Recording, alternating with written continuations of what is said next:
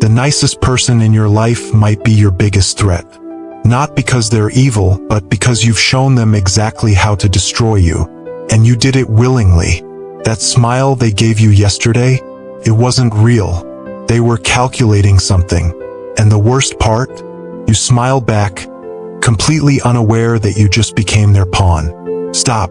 Before you click away thinking this is paranoid nonsense, let me prove something to you. In the next 30 seconds, I'm going to reveal why every nice interaction you've had this week was actually a power move you didn't see coming. And once you understand this, you'll never see people the same way again. Look, if you're not subscribed yet, hit that button right now. Not for me, for you. Because this channel is where we strip away the pretty lies society tells you and reveal the brutal games being played all around you. Games you're losing without even knowing you're playing. Here's what they don't want you to know. While you're being honest, they're being strategic. While you're showing your cards, they're counting them. While you're building trust, they're building leverage. And Niccolò Machiavelli? He saw this coming 500 years ago. But wait, there's something even darker. That promotion you didn't get? That relationship that suddenly went cold? That friend who turned on you? None of it was random. It was all predictable. And the person who took what should have been yours, they weren't smarter than you. They just understood something you didn't. Something Machiavelli tried to warn you about in The Prince. Comment below right now. Have you ever trusted someone who later used that trust against you? I read every comment, and I guarantee your story fits a pattern I'm about to expose. Machiavelli didn't write The Prince to create villains. He wrote it because he was tired of watching good people get destroyed by those who understood power while they didn't. He watched honest leaders get overthrown, generous kings get poisoned, moral citizens get crushed, all because they thought being good was enough. It's not. And deep down, you already know this. Think about your workplace. The person who got promoted wasn't the hardest worker. It was the one who knew how to appear indispensable while making others look replaceable. Think about your relationships. The person who maintains control isn't the one who loves more. It's the one who needs less. But here's where it gets really twisted. The very virtues you've been taught to value, kindness, honesty, generosity, these aren't just making you weak. They're being weaponized against you every single day by people who learned what you're about to learn. The difference? They learned it first. Subscribe if you're ready to stop being everyone's useful fool. Because what's coming next will fundamentally rewire how you see every human interaction. Machiavelli's first law is brutal. It is not necessary to have all the good qualities.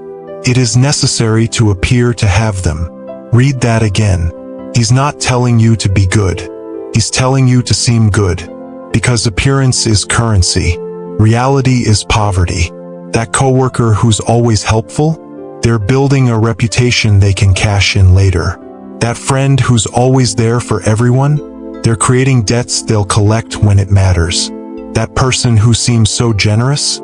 They're buying loyalty at wholesale prices. Meanwhile, you're out here being genuinely good and wondering why it's not paying off. Here's why. Because genuine goodness is invisible. Strategic goodness is theatrical. And in this world, the theater gets the applause. Comment this. I've been too genuine. Because admitting it is the first step to fixing it. But Machiavelli goes deeper. Much deeper. He says being loved is dangerous. Love makes you dependent on other people's feelings. And feelings? They change.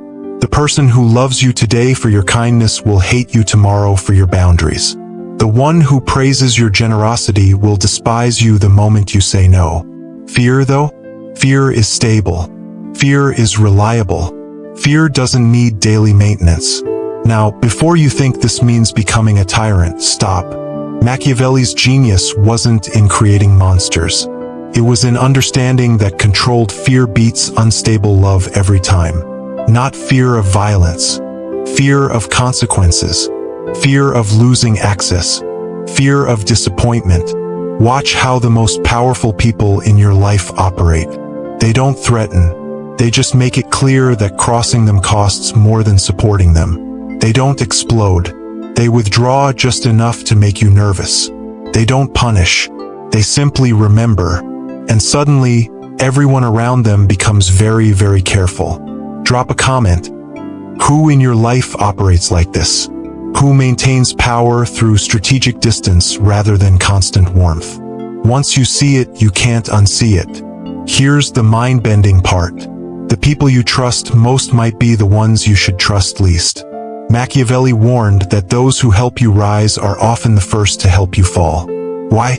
Because they know your weaknesses. They've seen you vulnerable. They have the receipts. Think about every betrayal you've experienced. It didn't come from enemies. It came from friends, from lovers, from family, from people who smiled while sharpening knives, from allies who were actually just waiting for their moment. This isn't cynicism. This is pattern recognition. The employee who knows all your business strategies, the friend who knows all your secrets, the partner who knows all your insecurities. Every piece of intimate knowledge you've shared is potential ammunition. And Machiavelli knew that eventually, when the incentives align, that ammunition gets used. Subscribe now if you're starting to see the patterns, because recognizing them is your first defense against them. But here's what's really going to mess with your head. Your morality isn't protecting you. It's handcuffing you. While you're playing by rules, others are playing to win. While you're being fair, they're being effective. While you're keeping promises, they're keeping options. Machiavelli put it bluntly. A prince who always acts morally will be destroyed by those who don't. Sit with that. Your refusal to play the game doesn't make the game stop. It just makes you lose by default. Your nobility doesn't inspire others to be noble. It just makes you an easy target for those who aren't. This is why generous people end up bitter. Why honest people end up broken. Why good people end up wondering what went wrong. They brought virtue to a power fight. They brought truth to a perception game. They brought authenticity to a performance. And they lost, over and over, until they either learned or gave up. Comment below.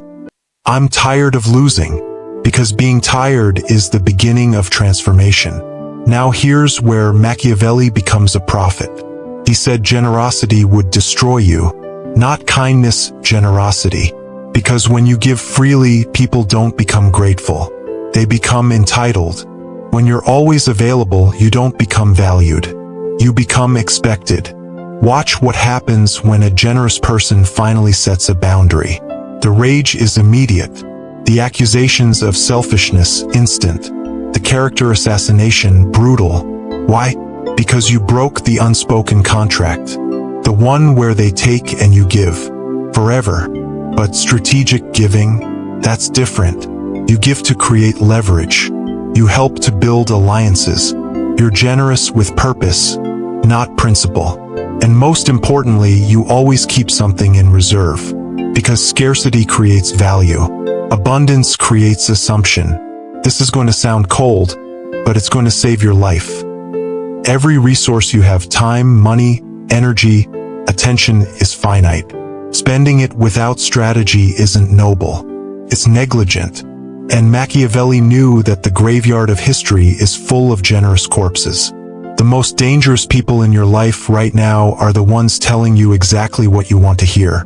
Machiavelli called them flatterers, but today we call them yes men, enablers, supporters. They're not your friends.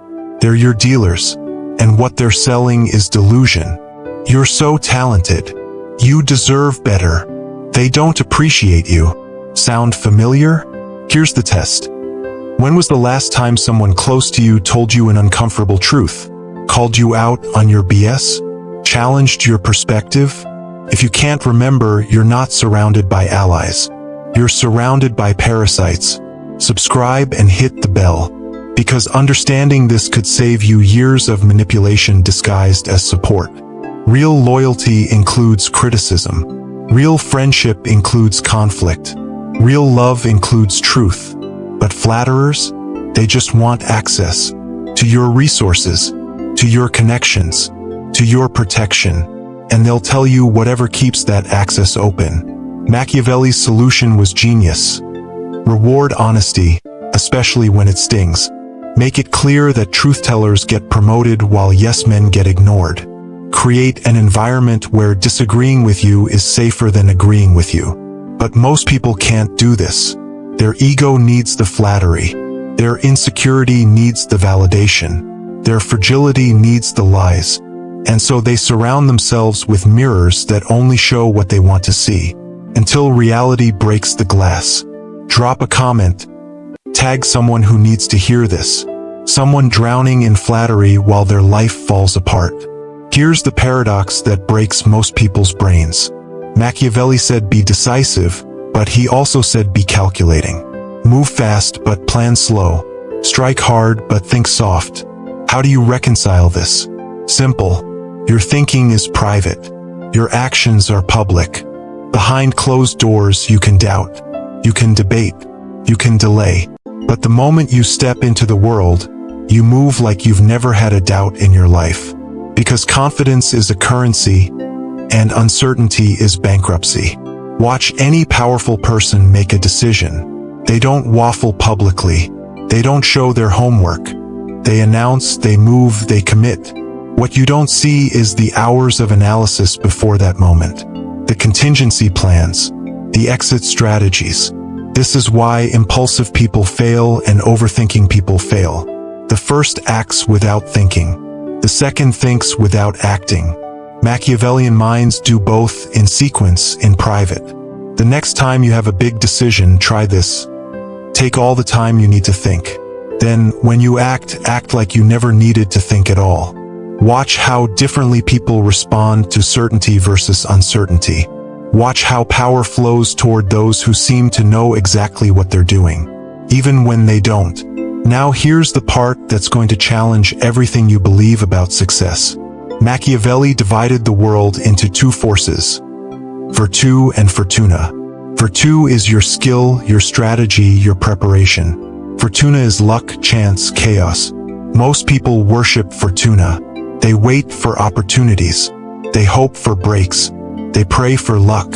And when it doesn't come, they blame the universe. But Machiavellians? They seduce fortuna. They don't wait for chances.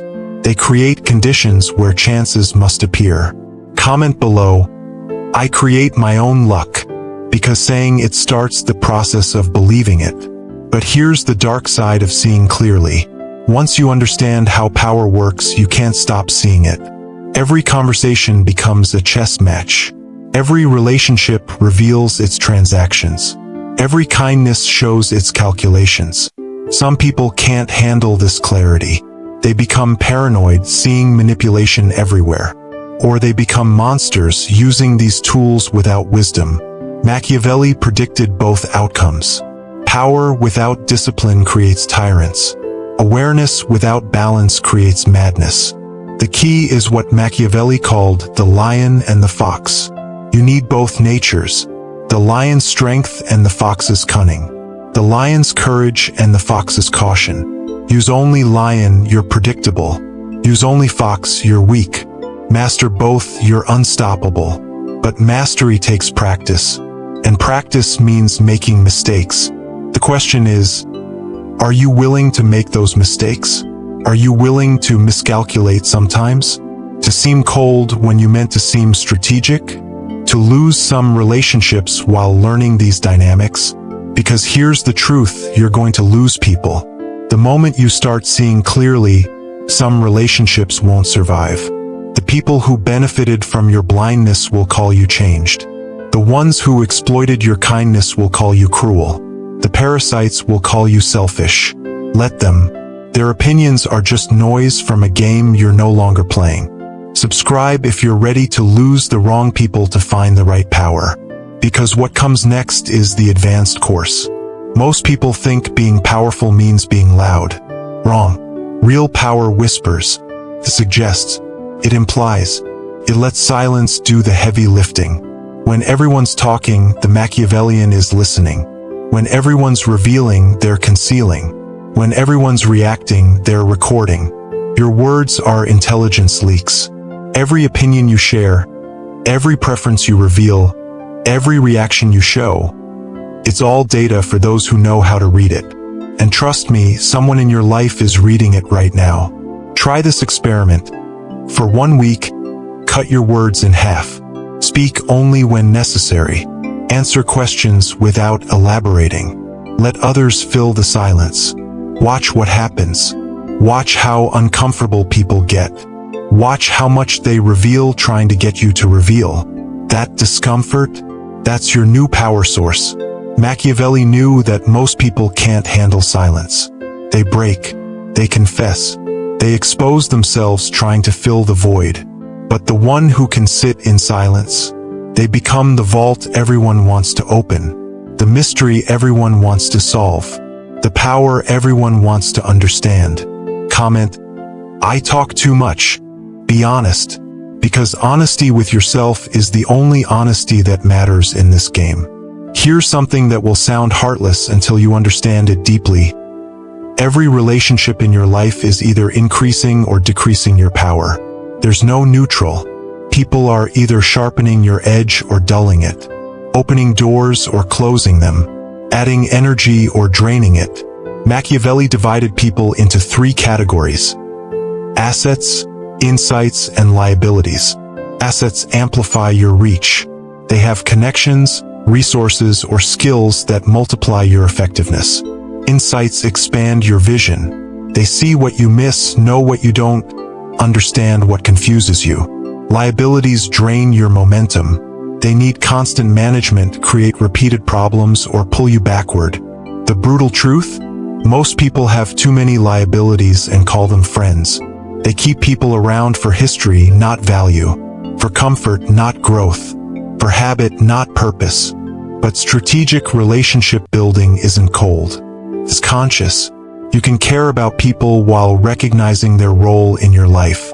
You can have warmth while maintaining boundaries. You can show love while preserving distance. The question is, do you have the discipline to audit your circle? To promote assets, treasure insights, and release liabilities? Or will sentimentality keep you surrounded by people who ensure you never rise? This is where Machiavelli's teaching gets surgical. He never said to be emotionless. He said to master your emotions. There's a universe of difference between those 2 concepts. Emotionless people are weak. They're predictable in their coldness, easy to manipulate through their voids. But emotional mastery, that's different. That's feeling everything but choosing what shows. That's being hurt but not reactive. Angry but not explosive. Joyful but not careless. Think about the most powerful person you know. They're not robots. They feel deeply, but their feelings don't control their actions. Their emotions inform their strategy rather than dictating it. They can smile while planning, laugh while calculating, care while competing. This is the height of Machiavellian evolution. Full feeling, selective expression. Subscribe now because I'm about to reveal the final level of this philosophy. The part most people never reach. Here's what happens to most people who discover Machiavelli. They become intoxicated with tactics. They start manipulating everyone. They see every interaction as a game to win. And eventually they lose everything that matters. Because they confused power with purpose. Machiavelli's deepest teaching isn't about controlling others. It's about controlling yourself. Every principle we've discussed, the reputation management, the strategic fear, the emotional mastery, it all starts with self-dominion. Can you control your reactions when insulted? Can you delay gratification when tempted? Can you maintain discipline when comfortable? Can you stay strategic when emotional? If not, all the Machiavellian knowledge in the world won't save you. You'll be a slave with strategies instead of chains. The prince Machiavelli envisioned wasn't just politically powerful. He was psychologically sovereign, unmoved by praise or criticism, unswayed by impulse or emotion, unbroken by pressure or comfort. This is the real throne, the one inside your mind. Comment, I want sovereignty over myself, because wanting it is where it begins. But here's the final warning. Once you achieve this clarity, this control, this power, you face the ultimate test. How do you use it without becoming the very monster you once feared? How do you employ these tools without losing your humanity? How do you win the game without becoming the game? Machiavelli's answer is subtle but profound. You don't use these tools on everyone. You don't treat every situation like warfare. You don't see every person as a potential enemy. That's not strength. That's paranoia dressed as strategy. True Machiavellian mastery is knowing when to use these principles and when to set them aside. It's being capable of calculation but choosing authenticity when it serves. It's having the capacity for manipulation but the wisdom to refrain. It's understanding the game so well that you know when not to play. Because the highest form of power isn't dominance. It's choice. The choice to engage or withdraw, to reveal or conceal, to strike or show mercy. When you have true power, you don't need to use it constantly. Its mere existence changes every dynamic. People ask, doesn't this make you paranoid? Doesn't this ruin relationships? Doesn't this make life a constant battle? Only if you're doing it wrong. Used correctly, Machiavellian thinking doesn't create paranoia. It creates clarity. You see people accurately, not suspiciously. You understand motivations without assuming malice. You prepare for betrayal without expecting it. You're ready for war while preferring peace. This isn't about becoming a villain. It's about never being a victim. Subscribe and share this with someone who needs to hear it. Someone who's been too good for too long and wonders why it's not working. Let me leave you with this. Right now, someone in your life is using these principles on you. They learned them through instinct, experience, or education. But they're using them. The only question is, will you remain blind to the game being played around you? Or will you finally learn to see? Machiavelli wrote The Prince as a warning disguised as instruction. He showed us the game not to make us all players, but to help us recognize when we're being played. He revealed the strategies not to create more manipulators, but to create more aware individuals. You don't have to become Machiavellian, but you must understand Machiavellianism. Because in a world where power games are played in every office, every relationship, every interaction, ignorance isn't innocence. It's negligence. The choice is yours. Stay naive and stay vulnerable, or see clearly and become untouchable. Not untouchable because you're cruel. Untouchable because you're conscious. Not powerful because you dominate. Powerful because you understand. This is how you think like Machiavelli. Not to become a prince, but to ensure you're never again a pawn. The game is being played whether you participate or not. At least now you know the rules.